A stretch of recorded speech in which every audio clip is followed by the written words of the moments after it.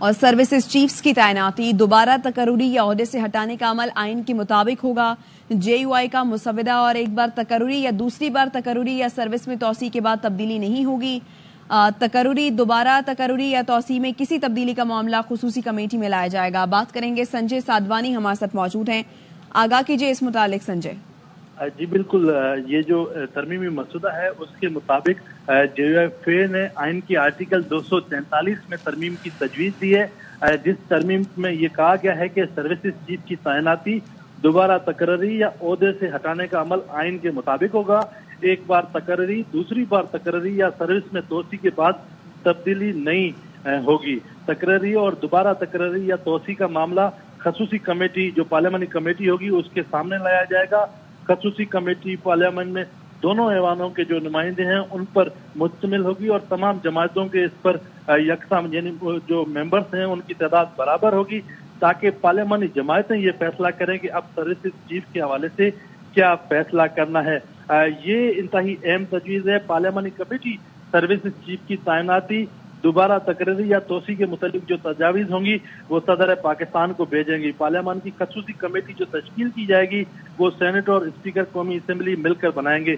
Services chief کی تعیناتی کے متعلق آئین کے آرٹیکل 243 میں جے یو آئی کی جانب سے ترمیم کی تجویز دی گئی ہے اور یہ کہا گیا ہے کہ اگر ایک دفعہ کسی سروسز چیف کو توسیع دے دی جاتی ہے تو اس کے بعد جو وزیر اعظم ہے اس سے یہ پاور جو ہے وہ واپسی لے لیا جائے گا اور یہ جو اختیار ہے وہ اب پارلیمانی کمیٹی کے پاس چلا جائے گا کہ آیا سروسز چیف کو اب عہدے سے ہٹانا ہے یا نہیں. ایسے نہیں ہو سکتا کہ ایک دفعہ توسیع دینے کے بعد اچانک سے وزیر اعظم کا موڈ تبدیل ہو جائے اور ہم کہیں کہ اب ہم انہیں رپورٹ کرا رہے ہیں، تو ایسا نہیں ہوگا. یہ ترمیم جو ہے جے یو آئی کی جانب سے تجویز کی گئی ہے. تو سنجے یہ بتائیے آئینی بینچ کے حوالے سے جے یو آئی نے کیا تجاویز دی ہیں؟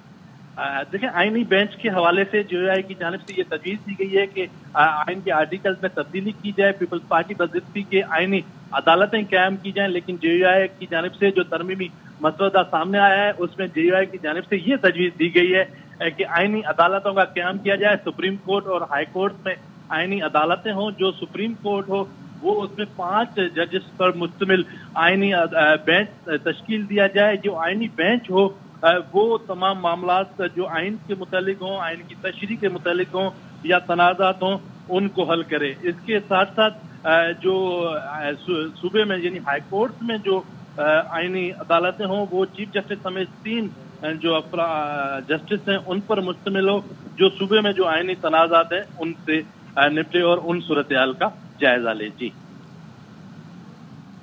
اچھا، یہ بتائیے سنجے اس ملاقات میں بلاول نے نون لیگ کو کیا جواب دیا ہے؟ دیکھیں، گزشتہ روز نون لیگ، جے یو آئی پے کے مولانا فضل الرحمان اور پیپلز پارٹی کی اعلیٰ سطح پر ملاقات ہوئی. اس ملاقات میں صدر مملکت آصف علی زرداری، نواز شریف، وزیر اعظم پاکستان شہباز شریف، مولانا فضل الرحمان اور بلاول بھٹو زرداری موجود تھے. اس آئینی ترمیم کے معاملے پر جو پیپلز پارٹی اور جے یو آئی پے میں اتفاق ہوا ہے اس معاملے پر نون لیگ کو کچھ خدشات ہیں اور امکان یہ ظاہر کیا جا رہا ہے کہ جو ملٹری کورٹ کے معاملات ہیں ان معاملے پر نون لیگ کو کچھ خدشات ہیں، کیونکہ جے یو آئی پے نے اس معاملے پر اسٹینڈ لیا ہے.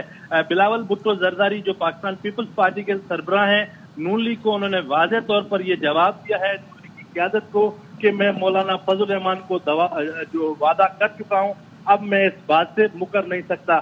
میں نے مولانا فضل الرحمان کو زبان دی ہے، اب میں اس سے پیچھے نہیں ہٹ سکتا.